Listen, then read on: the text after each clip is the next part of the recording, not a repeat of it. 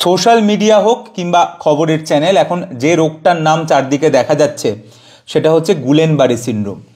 সবার নাকি পেট খারাপ হচ্ছে এবং তার কিছুদিন পরে নাকি সারা শরীর প্যারালাইজড হয়ে যাচ্ছে এবং অনেকের নাকি মৃত্যুর দিকেও এগিয়ে যাচ্ছে।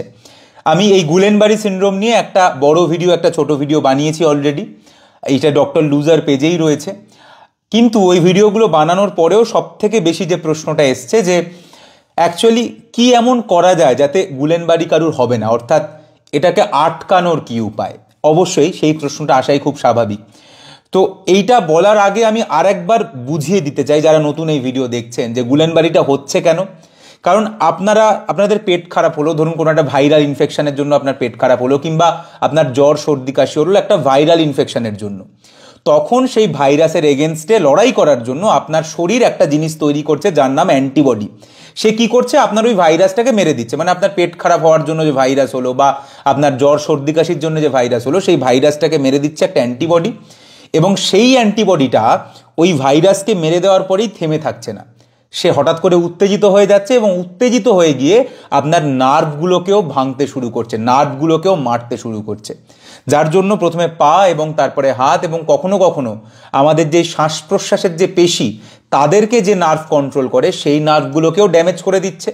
যার ফলে পায়ের প্যারালিসিস, হাতের প্যারালিসিস এবং শ্বাস প্রশ্বাস নিতে অসুবিধা হয়ে যাচ্ছে, যার জন্য অনেকে ভেন্টিলেটরে চলে যাচ্ছেন কিংবা মৃত্যুর দিকে এগিয়ে যাচ্ছেন। এবং এই পুরো জিনিসটা হচ্ছে ওই যে অ্যান্টিবডিগুলো যেগুলো তৈরি হয়েছিল শুধুমাত্র এই পেট খারাপের ভাইরাসটা কিংবা জ্বর সর্দি কাশির ভাইরাসের এগেনস্টে লড়াই করার জন্য, তারা অতিরিক্ত উত্তেজিত হয়ে যাচ্ছে এবং তারা উত্তেজিত হয়ে গিয়ে আমারই শরীরের যেগুলো ভালো নার্ভ তাদেরকে ধ্বংস করতে শুরু করছে। এবার এই জিনিসটাকে আমরা অ্যাকচুয়ালি ডাক্তারিতে বলি অটো ইমিউন কন্ডিশন একটা, যাই হোক, কিন্তু এটার কারণ হচ্ছে অদ্ভুত। এটার কারণ হচ্ছে বেসিক্যালি জিন। এটার কারণ একটা জেনেটিক ফ্যাক্টর। কিছু কিছু জিন রয়েছে, যেরকম HLA জিন, এরকম অনেক জিন রয়েছে। সেই জিনগুলো যাদের শরীরে থাকে তাদের এটার চান্স বেশি হয়, যাদের নেই তাদের ক্ষেত্রে এটা সম্ভাবনা কম। মানে এরকম নয় যে পেট খারাপ হলেই আপনার গুলেনবারি হয়ে যাবে, বা জ্বর সর্দি কাশি হলো, একটা ভাইরাল ইনফেকশন হলো, গুলেনবারি, তাহলে তাদের সবার হয়ে যেত। এটা সবার কখনোই হয় না। এটা তাদেরই হয় যাদের পার্টিকুলার কিছু জিন যাদের শরীরের মধ্যে দেখা যায়, তাদেরই এটা হয়। এবার আমরা না বাইরে থেকে এটা বুঝতে কোনোদিনই পারবো না কার শরীরের ক্রোমোজোমে কার কোন জিন রয়েছে। তাই আমরা ওই অ্যান্টিবডিগুলোকে তো ওইটা থেকে কন্ট্রোল করতে পারবো না যে অ্যান্টিবডি গিয়ে কখন নার্ভকে মারবে আর মারবে না, বা আমি অ্যান্টিবডিকে আগে থেকে শান্ত করে দেবো, এইটা তো আমি করতে পারবো না। কিন্তু আমি যেটা করতে পারি, দুটো জিনিস করতে পারি। একটা হচ্ছে এখন যেটা সব থেকে যে কারণে গুলেনবারি সিনড্রোম হচ্ছে, ক্যাম্পাইলোব্যাক্টার জেজুনি, যেটা পেট খারাপ করে, তাহলে সেই পেট খারাপটাকে আমি আটকাতে পারি। কারণ ক্যাম্পাইলোব্যাক্টার জেজুনি অবভিয়াসলি আপনি যদি রাস্তার নোংরা জল খান কিংবা একদম কাটা খাবার দাবার খান যেখানে কোনো হাইজিন বলে কিছু নেই, তাহলে আপনার এই ইনফেকশনের চান্স বেড়ে যাবে। তাহলে আমি যদি ইনফেকশনটাই না হতে দিই, তাহলে অ্যান্টিবডি তৈরি হওয়ারও প্রশ্ন নেই, গুলেনবারি হওয়ারও প্রশ্ন নেই। তাহলে একটা তো আপনি এই মুহূর্তে হাইজিন, ফুড হাইজিন, খাবারের হাইজিন, হাত ধোয়া, এইগুলোকে করে আপনি গুলেনবারিকে কন্ট্রোল করতে পারেন। দ্বিতীয় আর একটা আপনি যেটা করতে পারেন আপনার গুলেনবারির ক্ষেত্রে, সেটা হচ্ছে আপনি খুব তাড়াতাড়ি এটাকে ডায়াগনোসিস করতে পারেন।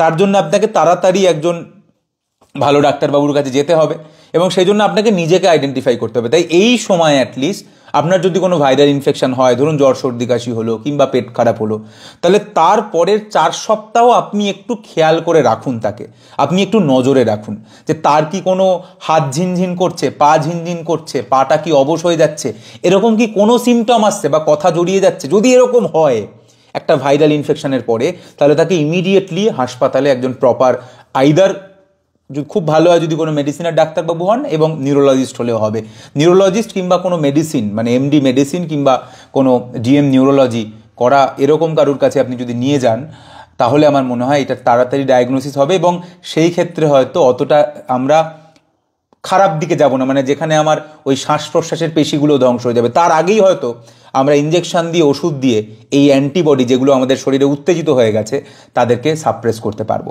তাই একটা উপায় হচ্ছে আপনি অ্যান্টিবডি তৈরি হতেই দেবেন না। তার জন্য আপনি এই হাত ধোয়া, এবং একটু খাবারগুলোকে এখন দেখে খাওয়া, কি খাচ্ছেন না সেগুলোকে দেখে ঠিক করা, ঠান্ডা না লাগানো, এই জিনিসগুলো করতে পারেন। এবং দ্বিতীয়ত, যদি কোনো ভাইরাল ইনফেকশন হয়, সেটা পেট খারাপ হোক কিংবা সর্দি কাশি হোক, তারপরের অ্যাটলিস্ট 1 থেকে 4 সপ্তাহ একটু খেয়াল রাখুন। যদি আপনার হয় বা অন্য আপনার বাড়ির কারুর হয়, তাহলে তাকে একটু নজরে রাখুন। তাকে একটু বলুন যে যদি কোনো রকম অসুবিধা হয়, পা ঝিনঝিন করছে, পাটা মনে হচ্ছে অবশ হয়ে যাচ্ছে, কথা জড়িয়ে যাচ্ছে, সামান্যতম সন্দেহ যদি হয়, যেখানে মনে হচ্ছে কোনো একটা নার্ভের সমস্যা বোধহয় হচ্ছে, আপনি অবভিয়াসলি একজন এমডি মেডিসিন কিংবা ডিএম নিউরোলজির কাছে গিয়ে কনসাল্ট করুন। কারণ এটা অবভিয়াসলি একটা সিরিয়াস অসুখ, যেখানে নার্ভগুলো ড্যামেজ হতে থাকে একটা একটা করে। আমরা খুব একটা কিছু করতে পারি না, তাই আর্লি ডায়াগনোসিস হলে আমরা ওষুধ দিয়ে ওই অ্যান্টিবডিগুলোকে শান্ত করতে পারবো। এরকম আরও ভিডিও দেখতে চাইলে ডক্টর লুজারকে আপনি ফেসবুক, ইউটিউব এবং ইনস্টাগ্রামে ফলো করতে পারেন। ধন্যবাদ।